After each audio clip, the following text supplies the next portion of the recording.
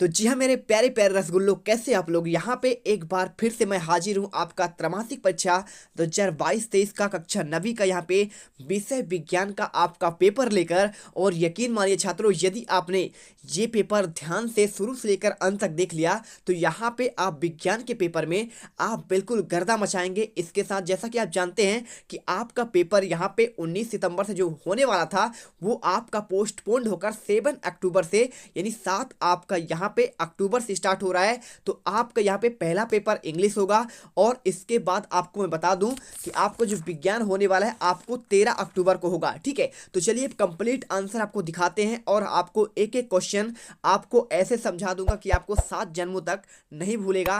Video पर पहली बार visit कर रहे हैं तो सबसे पहले लाइक कर देना, क्योंकि मेरे पास यहाँ पे पूरा का पूरा पेपर है और आपको मैं इनका एक एक आंसर आपकी मैं देने वाला हूँ। चलिए फटाफट यहाँ पे वीडियो स्टार्ट करते हैं। सबसे पहले आपका यहाँ पे आता है, देखिए आप यहाँ पे कुछ निर्देश पढ़ लीजिए। ठीक है, निर्देश में क्या लिखा गया है आपका, यहाँ पे सभी प्रश्न करना आपका अनिवार्य है। तो आपको यहाँ पे 1 से लेकर 4 तक के क्वेश्चन क्या है आपके यहाँ पे आपके वस्तुनिष्ठ होंगे। और इसके बाद देखिए 1 अंक आपका कुल यहाँ पे आपका 4 अंक, आप इसे पढ़ लीजिए, कोई दिक्कत नहीं है। आपका इंस्ट्रक्शन से इंस्ट्रक्शन आप पढ़िए, क्योंकि देखिए सिंपल तरीके से आपका क्वेश्चन आने वाला है 70 आपका 5 नंबर का। तो आपको यहाँ पे जोड़ेंगे, आपका 75 नंबर आ जाएगा। इसके बाद आपका यहाँ पे स्टार्ट होता है, देखिए आपका सही विकल्प आपका चुनकर आपको बताना है। ठीक है, तो पहला आपको यहाँ पे 8 नंबर क्वेश्चन है। ठीक है, तो आपको सही विकल्प कौन कौन से दिए गए चलिए पढ़ते हैं। पहला क्वेश्चन लिखा है कोशिका का पावर हाउस कहलाता है, क्या आपका माइटोकॉन्ड्रिया है, या फिर आपका यहाँ पे प्लास्टिड है, या फिर आपका यहाँ पे अंतःपद्रव्य जलिका है, या फिर आपके इनमें से कोई नहीं। तो बहुत सिंपल, देखिए कोशिका का जो आपका पावर हाउस कहलाता है,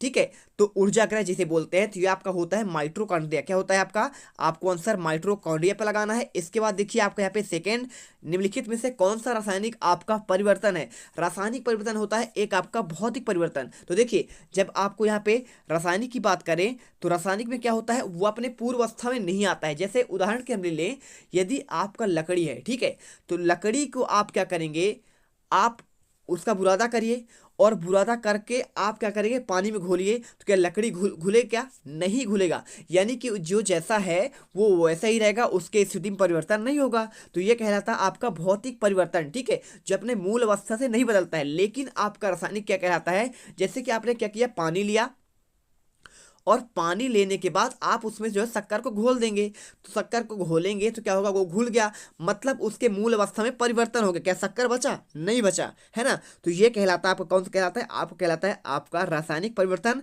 और उदाहरण के लिए एक होता है आपका यहाँ पे बर्फ। ठीक है, तो बर्फ आपके यहाँ पे उत्क्रमणीय होता है। बर्फ से आप क्या है, पानी बना लेंगे और पानी से पुनः आपका बर्फ में आ जाएगा अपने मूल अवस्था में। ठीक है, चलिए इस प्रकार से आपको समझना है। तो आपको रासायनिक परिवर्तन देखिए क्या होगा इसमें, कि आपका बर्फ का पिघलना होगा।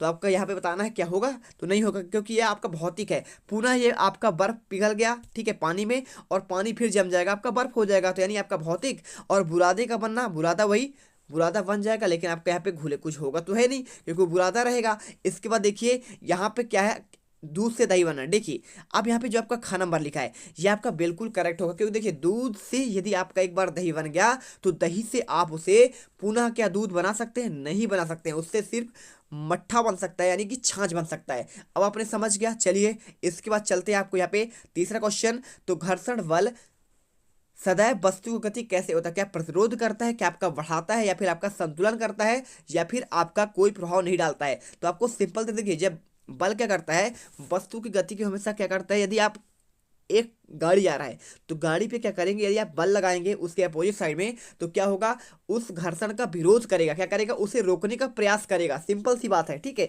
गाड़ी का आप क्या करेंगे, ब्रेक लगाएंगे तो आप क्या होगा, रुकेगा, यानी कि घर्षण का प्रतिरोध करता है। तो आपको आंसर यहाँ पे लगा देना है पहला नंबर, प्रतिरोध करता है। ना तो आपका संतुलन होगा, ना तो आपका बढ़ाता है, ना तो आपका कोई प्रभाव डालता है। इनमें तीनों में से कोई नहीं होंगे। चौथा क्वेश्चन देखिए, त्वरण का एसआई मात्रक क्या होता है। तो त्वरण का एसआई मात्रक आपका सिंपल तरीके से आपको याद कर लीजिएगा, मीटर सेकेंड इनवर्स टू। ठीक है, आपको यहाँ पे मीटर, या फिर आप इसे चाहें तो ऐसे भी लिख सकते हैं, मीटर बटे आपका यहाँ पे ये। ठीक है, आप इसे करेंगे, आप यहाँ बदलते हैं तो एम है आपका इनवर्स आपका 2 आ जाता है। सिंपल सा आपका आंसर। इसके बाद आपको वीडियो दिल से पसंद आए तो वीडियो को लाइक करिए, चैनल को सब्सक्राइब करिए, जिससे आप यहाँ पे टॉपर बनकर निकले, क्योंकि आपके त्रैमासिक के, अर्धवार्षिक के और आपके वार्षिक के नंबर जुड़ने वाले हैं। इसके बाद आपका क्वेश्चन आता है पांचवा। तो देखिए पांचवा क्वेश्चन आपका लिखा गया है समसूत्री विभाजन में से एक पैतृक कोशिका से कितनी संतति बनती है। तो बहुत सिंपल आंसर है आपका, एक कोशिका से आपका सिंपल, एक पैतृक कोशिका से आपका यहाँ पे 2 संतति बनती है। कितनी बनती है? आपका 2 बनती है। कितना बनती है? आपको आंसर यहाँ पे 2 पे लगाना है। इसके बाद देखिए शुष्क बर्फ क्या है। तो शुष्क बर्फ भाई साहब आपका यहाँ पे होता है, ना तो आपका नाइट्रोजन ऑक्साइड होता है, ना तो आपका कोई नहीं, ना तो आपका कार्बन डाइऑक्साइड, आपका होता है ठोस कार्बन डाइऑक्साइड। ठीक है, चलिए अब इसके बाद देखिए क्वेश्चन 7वां। तापमान बढ़ जाने पर पदार्थ के कणों की गति का क्या प्रभाव पड़ता है। तो कणों की गति का प्रभाव क्या पड़ेगा? आपका क्या गति कम हो जाएगा या फिर आपका गति बढ़ जाएगा? तो भाई साहब जैसे आप क्या करें, तापमान बढ़ाएंगे तो आपका पदार्थ के कणों की गति आपका बढ़ जाएगा। ठीक है, जितना प्रेशर आपका बढ़ेगा, गर्म होगा, वो उतना क्या होगा, इधर से उधर घूमेगा। तो आपको आंसर यहाँ पे आप कर देना है क नंबर। इसके बाद क्वेश्चन 8वां। वाहनों में ईंधन के रूप में कौन सी गैस प्रयोग की जाती है। तो आपको बता दो वाहनों में ईंधन के रूप में यहाँ पे आपका CNG, कंप्रेस्ड नेचुरल गैस, आपका यहाँ पे संपीड़ित प्राकृतिक गैस आपका यूज किया जाता है। तो आप इसे कर लीजिएगा। ठीक है, चलिए इसके बाद देखिए, आप देखेंगे दिल्ली में जो गाड़ी चलती है वहाँ पे CNG का आपका यूज किया जाता है। और इसके बाद आप वीडियो को लाइक करिए, और यहाँ पे आपका टारगेट जो है 1 की लाइक का है इस वीडियो का, तभी आपको यहाँ पे क्या है, आप यहाँ पे आगे के सारे सब्जेक्ट के आंसर आप पाएंगे लगातार। चलिए देखते हैं आपका यहाँ पे नेक्स्ट क्वेश्चन, आपका रिक्त स्थान वाले क्वेश्चन। तो रिक्त स्थान वाले क्वेश्चन भी आपके यहाँ पे 8 नंबर के हैं। कितने नंबर के हैं?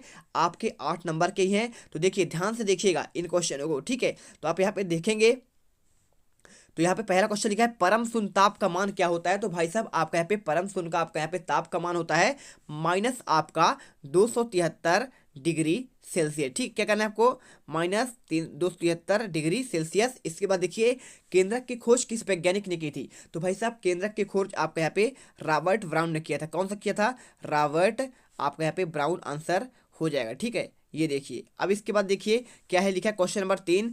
वेग परिवर्तन की दर क्या कहलाती है। तो भाई साहब वेग परिवर्तन की दर आपको यहाँ पे क्या कहलाता है? आपका त्वरण कहलाता है। आप यहाँ पे त्वरण लिख दीजिए, कोई आपका यहाँ पे दिक्कत नहीं है। ठीक है, एक्सीलरेशन। इसके बाद देखिए बल का SI मात्रक क्या होता है। तो बल का SI मात्रक आप चाहो तो यहाँ पे n या फिर आप यहाँ पे न्यूटन लिखिए। ठीक है, आप यहाँ पे एकदम आपका राइट आंसर होगा। इसके बाद देखिए किसी वस्तु का डैश डैश जड़त्व की माप होती है। तो आपको यहाँ पे किसी वस्तु का क्या आपको बताना है, यहाँ पे द्रव्यमान। ठीक है, द्रव्यमान क्या होता है? आपका जड़त्व की आपका माप होता है। तो आपको यहाँ पे सिंपल तरीके से आपको द्रव्यमान करना है। अब इसके बाद देखिए क्रोमोसोम्स DNA तथा डैश डैश के बने होते हैं। आंसर आपको यहाँ पे प्रोटीन करना है। क्या करना है आपको? यहाँ पे प्रोटीन, आपका यहाँ पे राइट आंसर हो जाएगा। इसके बाद देखिए आपका 7वां नंबर, संरचना तथा कार्य में समान कोशिकाओं का समूह क्या कहलाता है। आपका यहाँ पे ऊतक कहलाता है। क्या कहलाता है? आपके यहाँ पे आपको ऊतक लिख देना है। और इसके बाद देखिए लास्ट वाला, ऐसे विभाज्योतक कोशिका जो शीर्ष में पाए जाते हैं, कौन सा विभाज्योतक कहलाते हैं? आपका यहाँ पे शीर्षस्थ। ठीक है, आपको आंसर शीर्षस्थ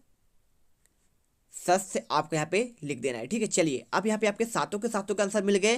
वीडियो अच्छी लगे वीडियो को दिल से लाइक करिए, और यहाँ पे गर्दा मचा दीजिए। एक एक क्वेश्चन आपको करना है, सब्सक्राइब कर दीजिएगा। इसके बाद आता है आपका यहाँ पे तीसरा, आपका सही जोड़ी आ जाता है। ठीक है, तो चलिए आपको यहाँ पे सही जोड़ी करवाते हैं। कैसा आपका यहाँ पे आंसर होगा। तो सही जोड़ी आपका यहाँ पे 8 क्वेश्चन आपके रहेंगे। तो देखिए पहला आपका न्यूटन लिखा है। ठीक है, तो आपको न्यूटन आपका बताना पड़ेगा आपका कौन सा होगा। तो न्यूटन ने क्या खोज किया था, आपका यहाँ पे बताना पड़ेगा भाई साहब कि इन्होंने जो खोज किया था, आपको यहाँ पे उसका आंसर आपको देना है।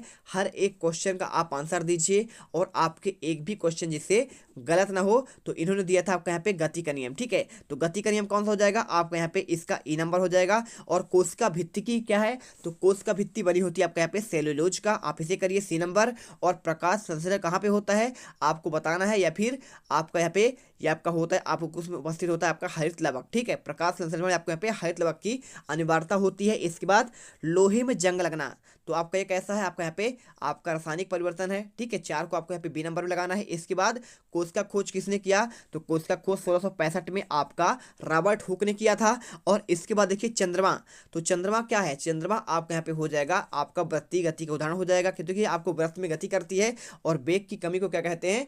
तो वेग की कमी आपको कहलाता है आपका सिंपल तरीके से आपका यहाँ पे मंदन कहलाता है। और रुकी हुई बस आपका यहाँ पे विराम अवस्था में। ठीक है, देखिए सारे आंसर मिल गए।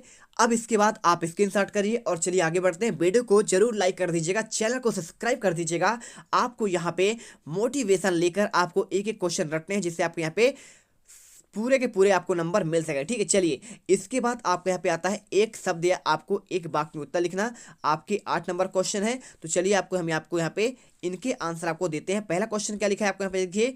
पहला क्वेश्चन, वह पदार्थ की वह अवस्था जिसमें आकार व आयतन दोनों निश्चित हो क्या कहलाते हैं। तो आपको सिंपल तरीके से आपको यहाँ पे जिसमें आकार और क्या होता है इनमें आपका परिवर्तन होता है, उसे कहते हैं आपको यहाँ पे ठोस अवस्था। क्या कहते हैं आपको उसको?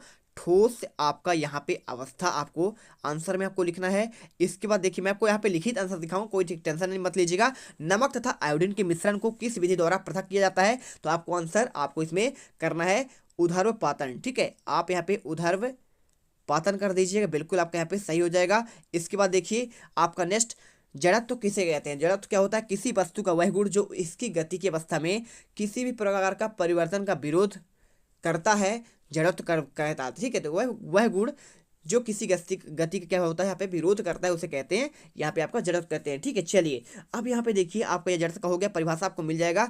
संवेग देखिए क्या होता है, संवेग होता है आपका यहाँ पे द्रव्यमान गुणे वेग। ठीक है, तो आपका यहाँ पे द्रव्यमान और वेग का गुणनफल आप कहलाता है, आपका संवेग कहलाता है। तो आप यहाँ पे ये भी लिख देंगे, आपका चल जाएगा। ठीक है, द्रव्यमान गुणन आपका यहाँ पे गुणा आपका वेग। ठीक है, तो द्रव्यमान तथा वेग के गुणन को यहाँ पे आपका संवेग कहते हैं। चाहो तो आप ऐसे लिखिए, या फिर आपका देखिए 5वां, प्रोटीन का संश्लेषण कोशिका में कहाँ होता है। तो आपका प्रोटीन का संश्लेषण आपका कोशिका में आपको राइबोसोम में होता है। कहाँ पे होता है? आपका राइबोसोम में। राइबोसोम 2 प्रकार के होते हैं, 70S और आपका 80S। ठीक है, इसके प्रकार है। और 6 नंबर, विलयन किस प्रकार का आपका मिश्रण है। तो विलयन आपका यहाँ पे समांगी मिश्रण है। आंसर क्या करेंगे आपके यहाँ पे? समांगी आपका मिश्रण कर दीजिए, कोई दिक्कत नहीं, आपका यहाँ पे हो जाएगा।